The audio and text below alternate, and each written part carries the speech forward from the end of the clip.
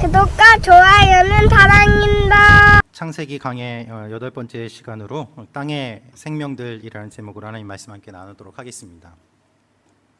여러분, 하나님께서 하늘과 그리고 물의 모든 생명들을 채우셨습니다. 하나님이 공간을 나누시고 하나님이 하늘을 만드시고 하나님이 땅과 물을 나누셨습니다. 그리고 하나님이 만드신 이 하늘과 그리고 모든 바다에 생물들이 가득하도록 움직이는 동물들을 창조하셨어요. 여러분, 하나님은 생명의 하나님이십니다. 하나님은 죽음의 하나님이 아닙니다. 하나님은 생명의 근원입니다. 모든 생명이 하나님으로부터 나왔습니다. 이것이 창조의 이야기입니다. 하나님께서 식물을 만드시고 또한 동물을 만드십니다. 하나님께서 식물과 동물을 만드시고 그 동물들이 활발하게 움직이며 하나님이 만드신 세상에서 뛰어노는 거예요. 그것이 성경에서 이야기하고 있는 창조의 흐름들입니다.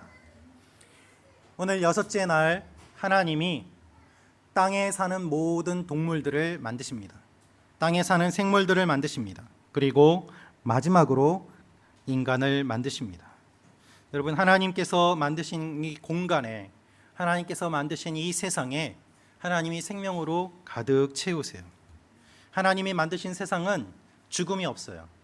하나님이 만드신 세상은 생명으로 가득해요. 하나님이 생명의 하나님이시기 때문입니다. 하나님이 만드신 세상에는 원래 죽음이 없는 거예요. 원래 눈물이 없어요. 요한계시록 21장 4절 말씀 같이 읽도록 하겠습니다. 시작.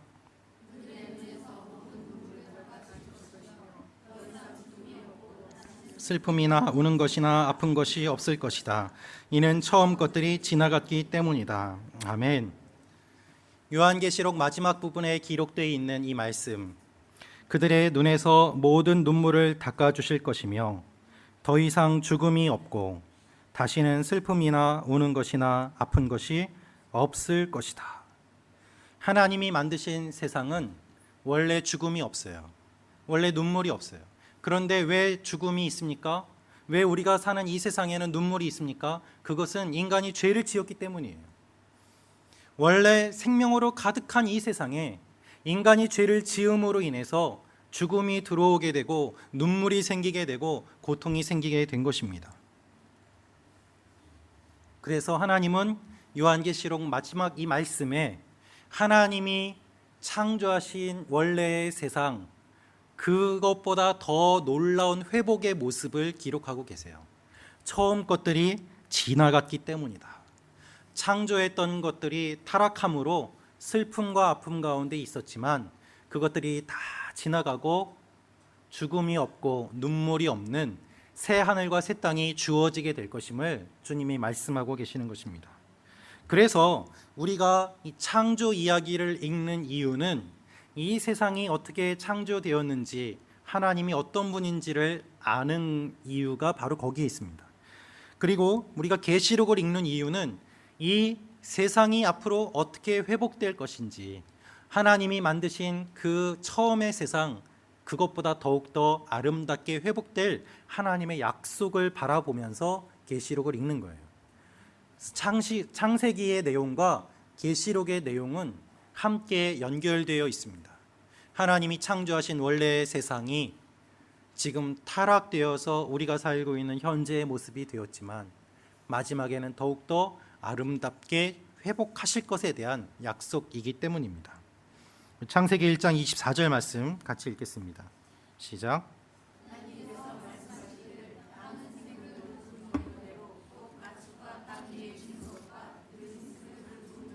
내라 하시니 그대로 됐습니다. 네.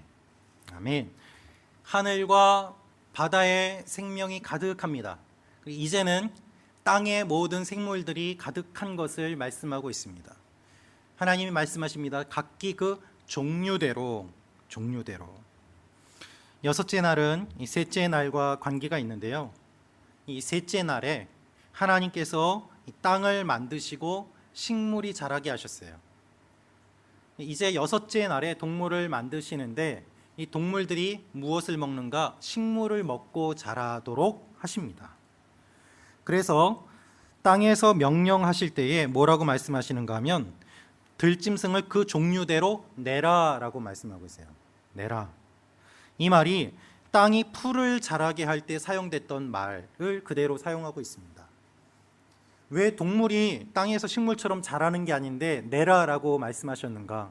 그것은 식물을 먹고 사는 것이 동물이기 때문에 결국에는 땅이 생명을 살게 하는 거예요. 그래서 내라라고 말씀하신 것입니다. 여러분, 땅은 생명이 자라는 기반입니다. 땅은 생명을 자라게 해요. 그것이 땅의 역할이에요. 땅에 식물을 심으면 식물이 자라고 그 식물을 먹고 동물이 사는 것이죠. 이것이 하나님이 만드신 세상의 모습이었습니다. 조금 더 구체적으로 설명하면 땅이 여러 땅이 있는데 그 중에서도 흙이 생명을 자라게 하는 역할을 해요. 우리가 사는 이 세상을 한번 보십시오. 물론 하나님이 창조하신 원래의 땅과는 좀 다른 모습입니다. 그런데 우리가 살고 있는 이 세상의 모습을 보면 땅은 많이 있는데 식물이 자랄 수 있는 땅이 있고 자라지 못하는 땅이 있습니다. 그렇죠? 생물이 살 수 있는 땅이 있고 살 수 없는 땅이 있어요. 그러면 생물이 살 수 있는 땅은 어떤 땅일까요?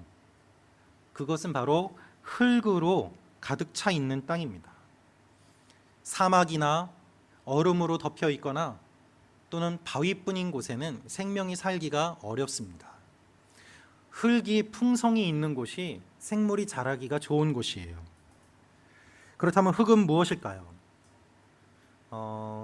영국의 과학자 중에 루이스 다트넬이라는 사람이 있습니다. 이 사람이 지식이라는 책을 썼는데요. 그 책은 무슨 내용인가 하면 현재 우리가 살고 있는 이 문명 사회가 전쟁이나 또는 기후의 변화나 어떠한 사건 때문에 인류가 멸망하게 되었을 때에 소수의 사람이 살아남게 된다면 필요한 지식이 무엇일까? 과학자가 정리해 놓은 얘기예요. 그래서 필수적으로 우리가 살아남기 위해서 필요한 지식이 이것이다 라고 정리한 책인데, 그 중에 사람이 살아남기 위해서 농업을 발전시켜야 된다는 이야기가 있습니다. 농업을 할 때에 흙이 중요하다는 이야기를 하면서 흙을 설명하고 있어요. 흙은 무엇인가 하면 바위가 잘게 부서진 것입니다. 바위가 부서지면 자갈이 되고 모래가 되고 또 흙이 되죠. 근데 단순히 돌이 부서져서 흙이 되는 것이 아니라 식물의 낙엽이나 여러 부엽토들 그리고 여러 가지 작은 입자들, 진흙이나 이런 것들이 섞여져서 영양분이 있는 흙이 돼요. 그래서 흙은 어느 정도의 공간이 있어서 숨도 쉬고 그 안에 많은 미생물들이 살아가는 곳이 바로 흙입니다. 그래서 흙이 좋아야 많은 식물이 자라게 되고 많은 열매를 맺게 되죠. 흙이 좋지 않으면 살 수가 없습니다. 좋은 흙이 있으면 식물이 잘 자라고 흙이 없는 땅에는 식물이 자라지 못합니다. 그래서 예수님께서 비유로 말씀하셨죠. 씨 뿌리는 비유를 말씀하셨어요. 씨를 뿌릴 때에 이스라엘은 하나하나 심지 않고 농부가 길에 다니면서 씨를 뿌려요. 그러면 그 씨가 떨어진 곳에서 자연스럽게 자라는 겁니다.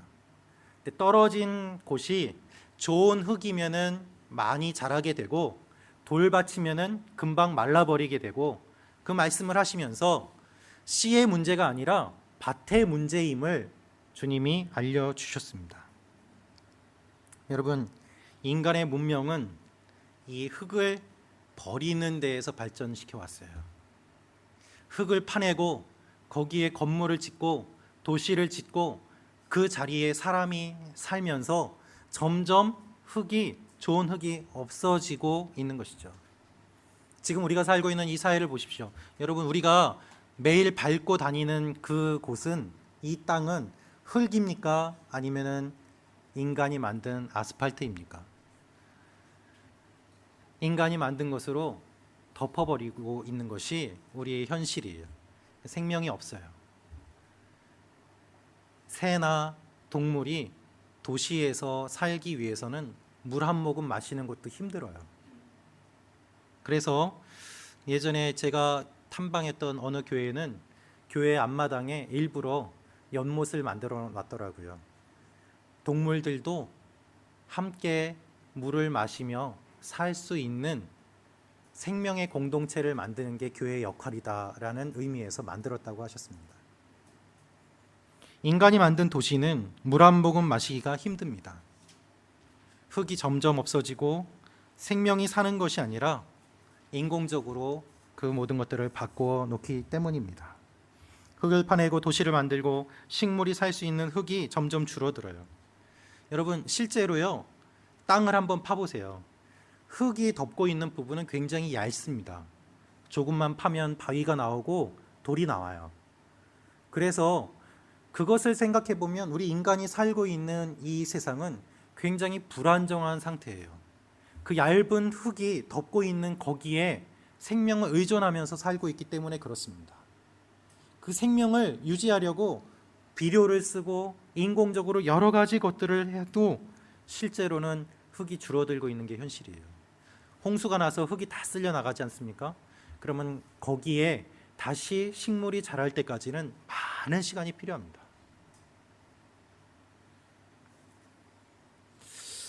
그런데 우리는 흙의 중요성을 잘 모르죠. 하나님의 원리는 무엇입니까? 흙에서 생명이 나오는 거예요. 그리고 그 생명으로 모든 생물이 사는 것입니다. 흙에서 식물이 자라고 그 식물을 먹음으로 동물이 살아갑니다. 이러한 순환을 통해서 하나님이 생명을 유지시켜 주세요. 얼마나 놀라운 일인지 모릅니다. 이 놀라운 작용과 이 과정이 하나님께서 계획하신 창조의 모습이었어요. 특별히 여러분, 하나님이 사람을 만드실 때 무엇으로 만드십니까? 흙으로 만드세요. 하나님이 흙으로 만드셨다는 의미는 우리가 인간도 동물처럼 땅에서 사는 존재라는 것을 의미합니다. 이 땅의 것을 먹으면서 사는 존재예요. 그러나 그것으로 끝이 아닙니다. 하나님이 그 코에 생기를 불어넣어 주심으로 인해서 인간은 하나님과 관계를 맺으면서 사는 존재로 지음받았어요. 그래서 이 땅에 살지만 영원한 하나님을 바라보며 사는 존재가 인간이에요. 자, 땅이 생명을 낳습니다. 많은 동물들이 생겨납니다. 이 동물들이 무엇을 먹고 자랄까요?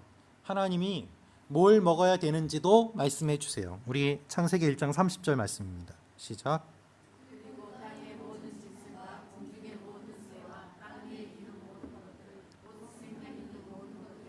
내가 온갖 푸른 풀을 먹이로 준다 하시니 그대로 됐습니다. 하나님이 창조하신 이후에 모든 동물들이 무엇을 먹어야 되는지까지도 알려주세요. 뭘 먹으라고 하십니까? 풀 먹으라고 하세요. 푸른 풀을 먹어라. 그렇죠? 식물을 먹고 살라는 거예요. 동물이 서로 죽여서 고기를 먹으라는 말씀이 아니에요. 동물들끼리 서로 죽고 죽이면서 그렇게 피를 흘리며 먹을 것을 얻으라는 말씀이 아니에요. 하나님이 창조하신 원래의 세상에는 죽음이 없어요. 그래서 식물을 먹으면서 모든 동물이 살도록 하나님이 말씀하셨습니다. 여러분, 강한 동물이 약한 동물을 잡아먹는 것은 죄의 결과로 비롯된 것입니다. 약육강식이라는 말은 하나님이 처음에 창조하신 세상에는 없었어요. 하나님이 창조하신 세상은 죽음이 없었습니다. 죽음은 인간이 죄를 지은 그 이후에 들어온 거예요. 그래서 하나님의 나라가 회복되는 장면을 설명할 때 하나님이 어떻게 설명하실까요? 우리 이사야서 11장 말씀 같이 읽도록 하겠습니다. 이사야 11장 7절 8절입니다. 시작. 그 새끼들이 함께 뒹굴며 사자가 소처럼 짚을 먹을 것이다. 젖먹이가 독사의 구멍 곁에서 장난하고 어린아이가 뱀의 굴에 손을 넣을 것이다. 아멘. 여러분, 이사야 선지자가 이렇게 기록한 것이 우연이 아니에요. 창세기에 기록되어 있는 이 내용을 알고 있기에 마지막 때에 하나님이 어떻게 회복하실지에 대한 내용을 이와 같이 묘사하며 설명하고 있는 것입니다. 이게 하나님이 창조하신 원래의 모습이에요. 어떤 분은 이렇게 말씀하실지도 모릅니다. 목사님, 육식동물은 고기를 먹도록 기관이 다 발달되어 있는 거 아닙니까? 그죠? 그런데요, 여러분, 요즘 소들이 뭐 먹는지 아세요? 고기 먹습니다. 사료를 풀로만 만들지 않아요. 다 섞어서 만들어요. 거기에서 광우병 같은 것들이 나오는 거예요. 하나님이 만드신 원리, 하나님이 만드신 세상, 이것은 단순한 과학적인 이야기, 동물들의 이야기가 아니라 하나님이 만드신 이 세상이 얼마나 조화롭고 아름다운지에 대한 내용을 설명하고 있는 것입니다. 여러분, 하나님이 만드신 세상은 아름다운 세상이에요. 하나님은 생명을 만드는 것으로 그치지 않고 생명이 유지되도록 무엇을 먹어야 되는지 말씀해 주세요. 여러분, 하나님이 여러분을 구원하셨습니다. 그것으로 끝이 아니에요. 여러분을 구원하신 것으로 끝이 아니라 여러분과 관계를 맺으면서 끝까지 버리지 않고 여러분을 인도해 주세요. 그분이 하나님이세요. 생명을 주셨기 때문에 생명이 유지되도록 끝까지 함께 하시는 분이 우리 하나님이심을 말씀하고 있습니다. 여러분, 하나님은 사랑의 하나님이세요. 아이를 낳은 부모가 그 아이를 버릴 수는 있어요. 그러나 하나님은 우리를 버리지 않는다고 말씀하고 계십니다. 하나님 그런 분이 아니기 때문이에요. 하나님 끝까지 책임지세요. 하나님 끝까지 붙잡아 주세요. 이것을 신학적인 용어로는 견인이라고 합니다. 견인. 장로교를 만든 칼빈이 주장한 5가지의 교리가 있는데요. 그 중에 마지막으로 나오는 이야기가 바로 이 견인이라는 내용입니다. 하나님이 끝까지 우리를 붙잡아 주신다.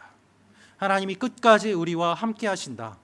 이것이 성경이 이야기하고 있는 내용이에요. 여러분 중에 어떤 분은 오랫동안 교회 생활을 안 하신 분이 있을 수도 있습니다. 그런데 어느 날 교회에 오고 싶은 마음이 들었어요. 한번 교회를 구경 오고 그 다음 주에도 오고 그렇게 한두 번 교회에 오면서 내 마음속에 하나님이 믿어지게 되고 은혜를 경험하게 되고 세례를 받게 되고 구원에 대한 기쁨과 감격을 경험하게 돼요. 여러분, 이 모든 것이 우연일까요? 우연이 아니에요. 하나님이 구원해 주신 것입니다. 제가 오늘 일부 예배 때도 그런 한 분의 간증을 들었습니다. 교회에 오고 싶어서 오게 되었고 복음을 듣고 예배 드리면서 마음이 열리고 예수님을 믿고 변화되었어요. 그래서 그분을 오랫동안 전도한 분과 같이 와서 기쁨의 이야기를 함께 나누었습니다. 지금 예배드리는 여러분 가운데도 그런 분들이 계시지 않습니까? 여러분, 하나님이 우리를 그냥 내버려 두지 않으세요.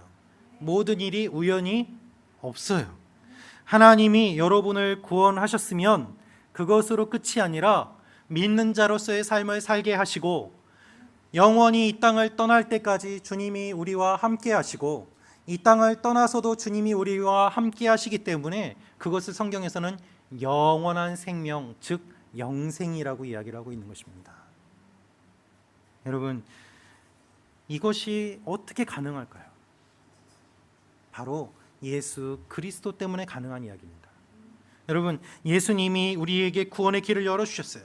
우리가 이 예수 그리스도를 믿음으로 말미암아 지금까지 하나님이 만드신 세상은 관심이 없고 구원은 관심이 없고 나의 유익과 나의 마음을 채우는 것에만 동물처럼 관심을 가지며 살아왔는데 예수님을 믿음으로 말미암아 새롭게 눈이 열리면서 하나님이 나를 얼마나 사랑하시는지를 경험하게 돼요.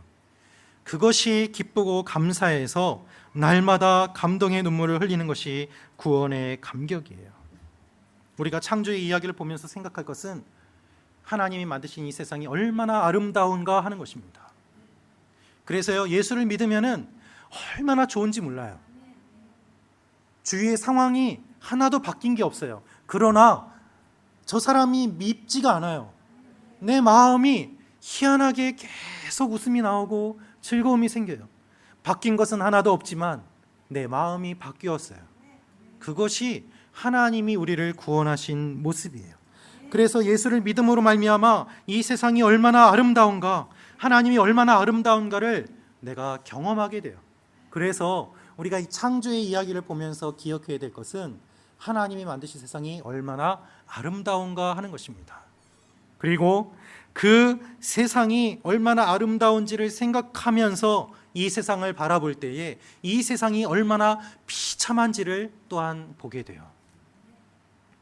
그 가운데서 하나님 나를 도와주십시오라고 도움의 손길을 구할 수밖에 없는 것입니다.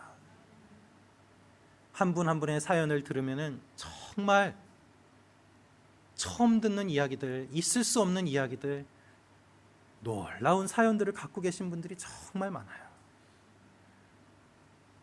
그 이야기를 들으면서 한 명의 사람에 불과한 저도 눈물이 나고 분노를 느끼고 아픔을 느끼는데, 하나님은 어떠실까? 하나님이 이 세상을 보시면서 얼마나 아파하실까 하는 마음들이 들게 됩니다. 그래서 예수님이 이 땅에 오셔서 사람들을 보시면서 불쌍히 여기신 거예요.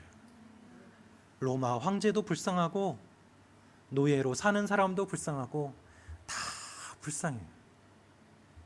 그래서 주님이 마지막까지 용서의 기도를 하시며 십자가에 달리신 것입니다. 얼마나 불쌍하고 얼마나 비참한 세상인지. 여러분, 우리가 살고 있는 이 세상은 아름다움을 잃어버렸습니다. 추한 것을 아름답다고 여기는 세대까지 되었어요. 아름다움이 무엇인지를 잃어버렸어요. 그래서 정말 아름다운 것을 봤을 때에 감동이 없습니다. 이 타락한 세상을 구원하신 분이 예수님이에요. 그래서 예수님 안에 회복이 일어나고 예수를 믿음으로 회복을 경험하게 되고, 하나님께서는 죽음이 없는 원래의 세상으로 우리를 이끌어 가셔서 새하늘과 새 땅에서 영원히 살도록 하시는 것입니다. 이것이 하나님의 구원 계획이에요. 거기가 천국이에요. 하나님이 인간을 창조하십니다. 우리 창세기 1장 26절 말씀 같이 읽겠습니다. 시작.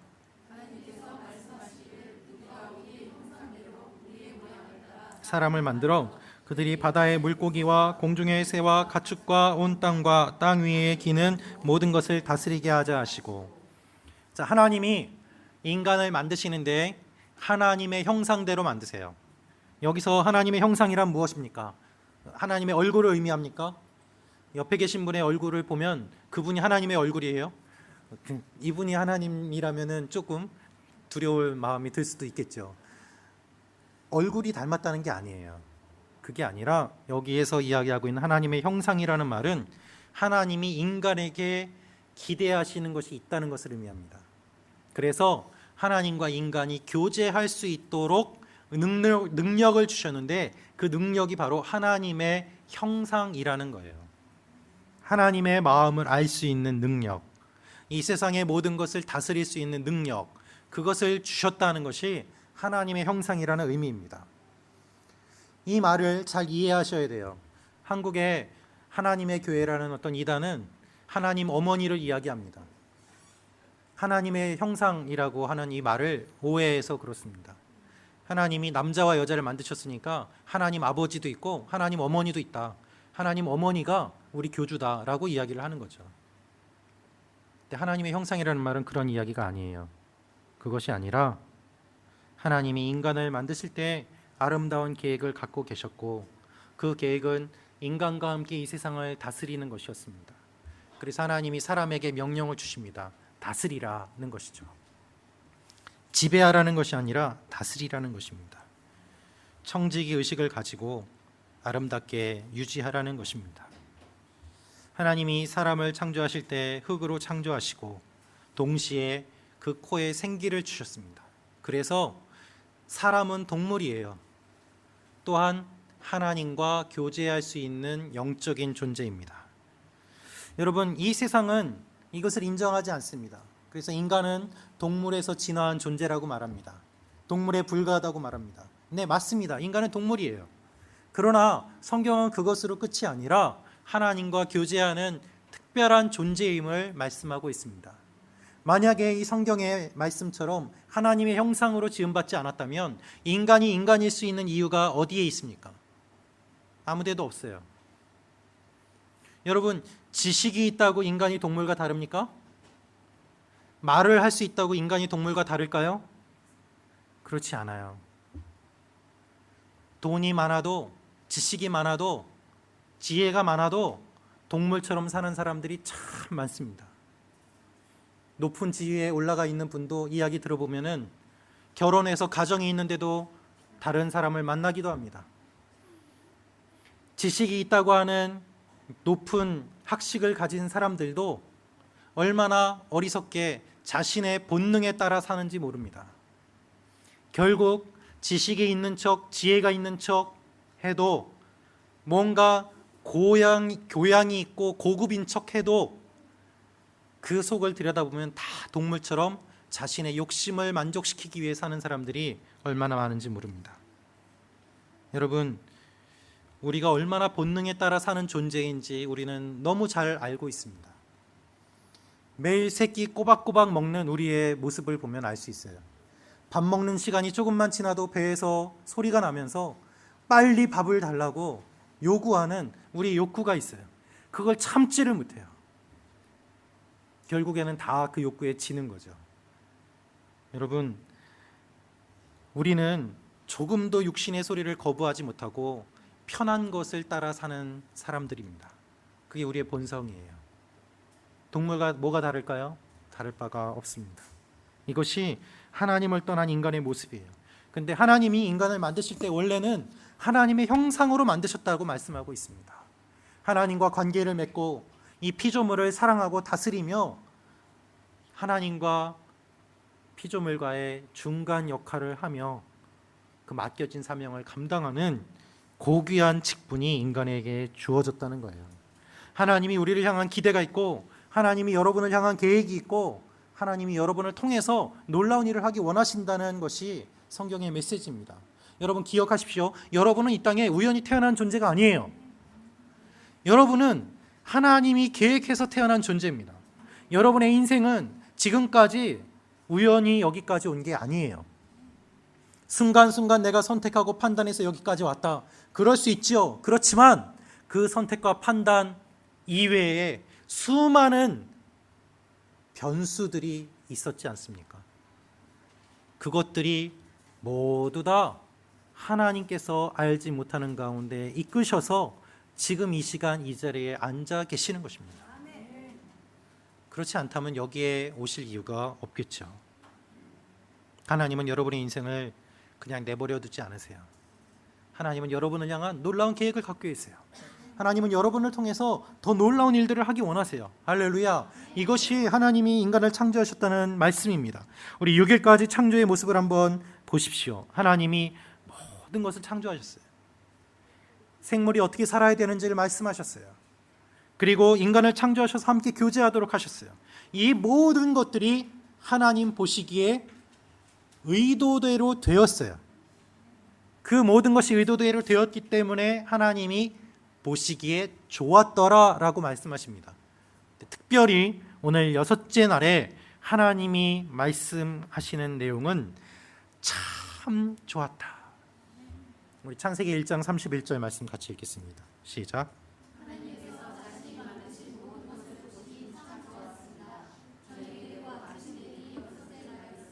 아멘. 30절의 마지막에 그대로 됐습니다. 그 다음에 하나님이 만드신 모든 것을 보시니 참 좋았습니다. 그대로 다 됐기 때문에 보시기에 참 좋았던 거예요. 여러분, 하나님과 깊이 교제하며 이 세상을 다스리는 존재가 있습니다. 하나님이 그 사람을 만드시고 이 모든 세상을 만드시고 이 모든 창조의 완성을 보시기에 참 좋았더라라고 말씀하세요. 그것 외에는 표현할 방법이 없는 거예요. 여러분, 갓 태어난 아기를 바라보는 부모님의 표정을 보신 적이 있습니까? 한번 보세요. 그 표정은요, 너무나도 신비스러운 표정이에요. 기쁘고 행복하고 이 생명이 태어난 것에 대한 경외감이 담겨 있는 표정이에요. 그래서 그 표정을 보면서 한마디로 설명할 수밖에 없어요. 그 표정이 참 좋다는 거예요. 그죠? 하나님이 이 모든 세상을 만드시고 살아 움직이는 수많은 생물들과 하나님이 창조하신 하나님의 형상으로 지음받은 인간의 모습을 보시면서 하나님이 얼마나 기뻐하셨을까요? 하나님이 얼마나 좋아하셨을까요? 그래서 참 좋았더라. 참 좋았더라. 여러분, 하나님이 이 시간에 예배 드리는 여러분의 모습을 보시면서 어떤 표정을 하고 계실까요? 참 좋았더라 라는 말을 하시면서 화내면서 그런 말을 하는 사람이 있을까요? 없습니다. 웃으면서 참 좋았더라 하실 거예요. 하나님이 예배 드리러 나온 여러분의 모습을 보시면서 화난 표정을 지으실까요? 아니요. 화난 표정이 아니라 환한 표정을 지으실 거예요. 하나님은 그런 분이세요. 그래서 하나님이 여러분을 참 좋아하세요. 하나님이 여러분을 사랑하세요. 이 하나님의 마음이에요. 하나님이 우리 구원받은 한 사람 한 사람을 보면서 얼마나 기뻐하시는지 몰라요. 그래서 한 영혼이 주님 앞에 돌아올 때 천국에서 잔치가 벌어지는 거예요. 하나님의 꿈은 그렇게 구원받은 사람들이 많아지는 것입니다. 그렇게 하나님을 사랑하는 사람들이 많아지는 것입니다. 그래서 하나님은 우리에게 많은 거 원하지 않으세요. 내가 나를 사랑하느냐. 그것이 주님께서 우리에게 물어보시는 유일한 질문입니다. 하나님은 여러분을 사랑하십니다. 여러분은 하나님을 사랑하십니까? 얼마나 사랑하십니까? 주님이 이 질문을 던지며 이렇게 말씀하세요. 모든 것을 보시니 참 좋았더라. 우리 좋은 아버지 하나님을 기억하며 하나님 앞에 기도하며 나아가기를 원합니다. 이 시간에 같이 기도하겠습니다.